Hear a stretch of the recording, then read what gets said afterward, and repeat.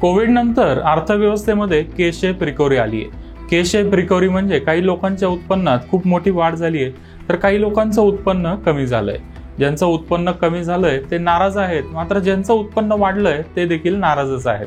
आता तुम्ही म्हणाल की ज्यांचं उत्पन्न वाढलंय त्यांनी नाराज होण्याचं काय कारण आहे? इन्कम टॅक्स हे यामागचं मुख्य कारण आहे। पुणे मुंबई सारख्या शहरात जे कर्मचारी IT सेक्टरमध्ये काम करतात त्यांच्या उत्पन्नात मागच्या 4 वर्षात खूप मोठी वाढ झाली आहे। असे अनेक IT इंजिनियर आहेत ज्यांचं पॅकेज कोविडच्या आधी 5 ते 6 लाख होतं, मात्र आता ते 20 लाखाच्या वर गेलंय। एकदा वार्षिक उत्पन्न 10 लाखाच्या वर गेलं की मग टॅक्स वाचवणं अवघड होतं। एखाद्याचा बिझनेस असेल तर बिझनेस एक्सपेन्सेस क्लेम करून टॅक्स लायबिलिटी कमी करता येते, मात्र नोकरदार व्यक्तींना कोणतीच पळवाट काढता येत नाही। इन्कम टॅक्स भरल्यावर बरेच लोक साठवलेले पैसे FD सारख्या सुरक्षित इन्स्ट्रुमेंटमध्ये गुंतवतात, मात्र FD वर मिळणारं व्याज थेट आपल्या उत्पन्नात ऍड होतं आणि सर्वात वरच्या स्लॅबनुसार त्यावर देखील इन्कम टॅक्स भरावा लागतो। IT डिपार्टमेंटने आता पॅन सगळीकडे लिंक केलाय, त्यामुळे मिळालेलं व्याज आणि कॅपिटल गेन ITR मध्ये प्री फिल्ड असतो, त्यामुळे हे उत्पन्न लपवणंही आता शक्य नाहीये। FD वर सध्या 6 ते 8% व्याज मिळतंय, म्हणजे आपण 10 लाख रुपयाची FD केली तर त्यावर साधारण 70,000 रुपये वार्षिक व्याज मिळेल। या 70,000 रुपयावर 20 किंवा 30% इन्कम टॅक्स भरावा लागला तर FD वर आपल्याला 4 ते 5% पोस्ट टॅक्स रिटर्न मिळतो, जो महागाईपेक्षा बराच कमी आहे। म्हणजे जे करदाते 20 किंवा 30%च्या इन्कम टॅक्स ब्रॅकेटमध्ये आहेत त्यांची FD मध्ये गुंतवणूक करून वेल्थ क्रिएट होत नाहीये, उलट दरवर्षी त्यांच्या पैशाची पर्चेसिंग पॉवर कमी होतीये। मग अशा परिस्थितीत काहीतरी करून ही टॅक्स लायबिलिटी कमी करणं अतिशय गरजेचं आहे। टॅक्स लायबिलिटी आपण 70 ते 100% पर्यंत कमी करू शकतो। त्यासाठी टॅक्स कसा वाचवता येईल ते आता जाणून घेऊया। आपण एक उदाहरण बघूया। रणवीरने स्टेट बँकेच्या FD मध्ये 10 लाख रुपयाची गुंतवणूक केली आहे। 5 वर्षाच्या FD वर त्याला साधारण 6.5% वार्षिक व्याज मिळणार आहे।